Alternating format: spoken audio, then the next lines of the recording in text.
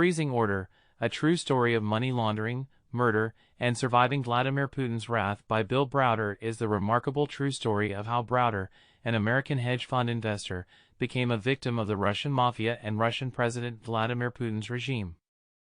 The story begins in 1995, when Browder, then a recent Harvard graduate, moved to Moscow to launch an investment fund.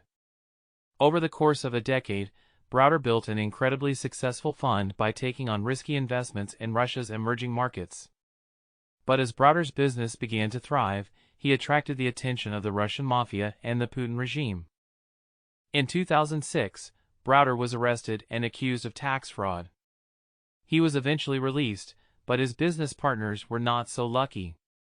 They were arrested and tortured, and one of them, Sergei Magnitsky, eventually died in prison due to horrific conditions.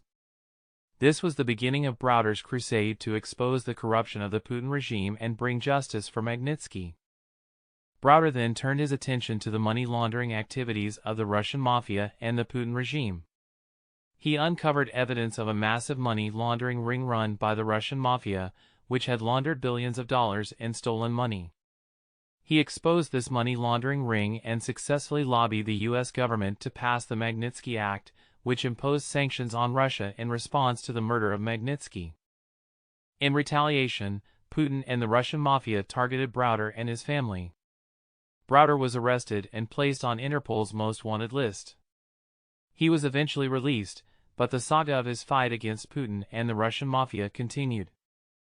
Browder's story is a powerful example of how individuals can make a difference in the fight against corruption and injustice. He provides insight into his experience as a victim of Putin's regime and offers important lessons about the power of political activism and the courage to stand up for what is right. That's it. Thank you so much for tuning in.